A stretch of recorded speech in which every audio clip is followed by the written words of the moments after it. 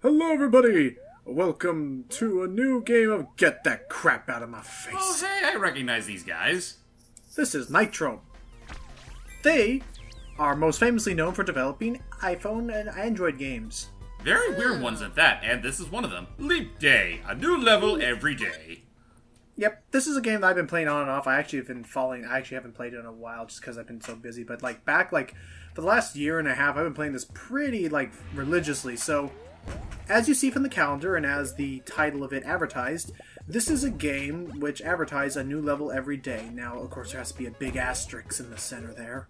No, Yeah. not the Greek. No, not the Greek asterisk. A different one. So, assuming he was Greek, was he Greek? Not sure, but that's beside the point. Okay, so Leap Day is a platformer. It's a simple one-touch platformer. So whenever my character jumps at all, and he has a double jump, whenever he jumps, that's me tapping the phone one time. Mm-hmm.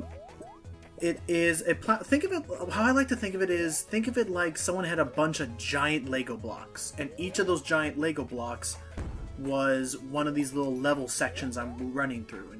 And notice how I'm at number 14. Every level itself has 15 of these giant chunks. That's me activating a checkpoint, so if I die, I'll come back there. So this right here, this part that I'm looking at right now, this is one of those big chunks, and each of the levels have two of these chunks next to one another that you have to get through.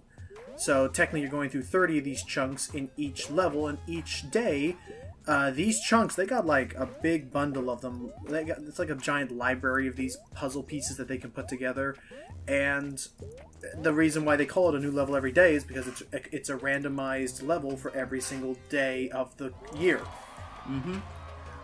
It's like literally May 15th will be completely different level from July 22nd to August the 3rd to January 4th, that kind of stuff. Friday the 13th. Oh, I think on Friday the 13th, you just turn on, just game over. Oh. Oh no. They pretty much churn out the Kaizo levels. I know. Speaking of which. Yeah, but yeah, I just want crap. Also, it could just be me, but is it just me, or does the death jingle sound like something straight out of Mega Man? It does. I totally thought like the pew pew pew. Careful. But yeah, so this is made by Nitro. As James mentioned, they can make some pretty weird games like frickin' Sausage Dog. Sausage Dog or something along those. I do plan on showing off dog. That game at some point. Yeah, basically you play as a dog who's ever extending, and your job is to try to get him across the terrain without having him collide against anything. And it's fun, but it's also a bit trickier than you think. Silly Sausage, that was it. That's it, Silly Sausage.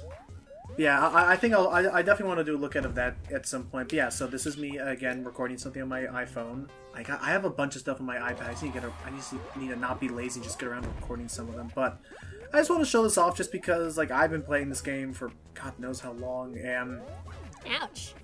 And this is something I would play on a bus ride or at work during a slow part of the day. It's something real quick you can just open up, and again, it's a new level every day. Yep, and I'll give the developers kudos. They're pretty small types of games. They only have one gimmick to them, and that's about it. But you can't really blame them for churning them out to the best of their ability. These are some of the nicer games you can find on the iOS shop today. Yeah, considering the other competition, but what competition? Kinda, yeah. It's actually been kind of a dead market lately, except for I'm hoping that Super Mario Kart, whatever it's Mario called, Kart Tour. Yeah, I'm hoping that's gonna be good.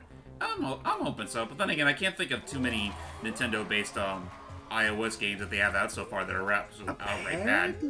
Apparently, Fire Emblem Fates has already made over $500 million. Oh yeah, not Fire Emblem Fates. Sorry, Fire Emblem Heroes. Heroes, yeah. Apparently, that made $500 million. And that purchases, and the fact that it's a $5 game or something. I think you can get that one for free. Technically, it's a free to start game. It's just that, your big payment is going to come from trying to get all the heroes. Yeah, that always sucks. Mm-hmm. It's one of those games. I betcha. So, other than that, and the other thing that made me really like this game for the better part of a year and a half, and maybe why I haven't really gone back to it, is because, well, for that whole year and a half, they were pumping out pretty consistent updates, like new levels, new traps to avoid, new characters. Like this is not even the main character. The main character's name is Yolk. He's like a little yellow guy from the cover screen, if you saw real briefly in the start. But I've pretty much unlocked all like 30-something characters there are. Oh, and yeah, the way and it should also be said... sorry, Logan. But it also should be said, if you couldn't already... If it wasn't immediately obvious from all those checkpoints, Logan's already bought this game, technically. Yeah, but I mean, I honestly I thought it was a pretty good purchase because how much game time I've gotten out of this freaking game. And it's yeah, usually the fruit I've been collecting, you're supposed to use those to quote unquote purchase the checkpoints, but now it says free unlock because I paid I think it was like just $2, $1 or something. Yeah. They just again it's I will say I like gameplay. I like games who handle in-app purchases like this, where this is such a Mega Man. Anyway, but it's I like games that handle it like this, where the in-app purchase isn't required to enjoy the game to the fullest. Because I will say this game doesn't like bombard you with ads either. I mean, Maybe, it does like, every once in a while, but only every once in a while. Right, but again, it's like it's not directly. It's not like, oh my gosh, James, you didn't buy this game. You're at a disadvantage now because you didn't buy the game like I did. And no, crap! I need to die. Ow. My goal, I killed myself there on purpose because I am trying to get all the fruit. There are 3 ranks. If you beat a level and get to the 10, you'll get a bronze crown, a bronze trophy. Here, I just made to level 5, so I'll get a silver trophy. If you make it all the way to level 1 to the top of this peak, you get the gold trophy. And if you collect every piece of fruit on your way up to the top, you get the fabled fruit trophy. Ooh, fabled fruit. Fabled fruit. More like the forbidden fruit, and you'll see why in a second. the forbidden fruit. But actually, now I have a random question now that we're talking about fruit. What kind of fruits do you guys prefer? I like bananas and strawberries. Bananas, apples. Then offhand, I can't think of any other fruit I'm really, really into. Like strawberries I can stomach, but it's just that I'm not like I don't go out of my way for them. And yes, as you see, these levels definitely get hard. Oh, sorry, and maraschino cherries. Those are pretty good. Oh yeah, the cherries. I love those. I love. I've been liking tangerines, like the cuties. Oh yeah.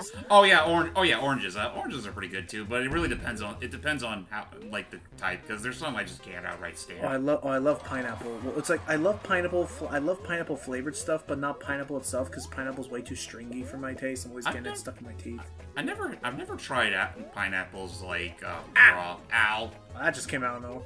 But yeah, as you're seeing, the levels definitely get harder as you climb up the tower. Makes sense. It's like they're scaling the difficulty depending on how high you can get. Yeah. Right. And now again, I will say, I hope Nitrum goes back to get this one more updates and stuff because I do want to keep playing it. I just haven't really had a huge desire to lately.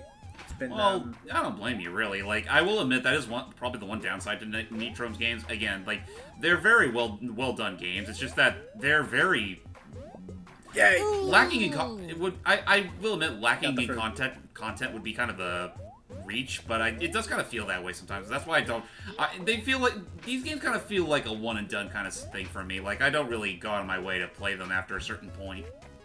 Perhaps. Yeah. Though that being said, I do have some certain favorites in terms of like what they've made. Like I do like Pogo, and I forget the name of the game. You're basically pole vaulting. Oh, Vault. I think it's called Vault.